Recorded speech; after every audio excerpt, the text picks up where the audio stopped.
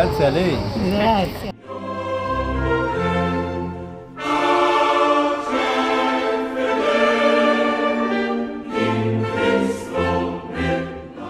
Molti di voi quando sono andato salutando, uno dopo l'altro mi dicevano ma noi preghiamo per lei, per la sua missione Sì. e davvero vi ringrazio. La preghiera è tanto importante. Sì. La forza della preghiera è molto più grande di quello che possiamo immaginare.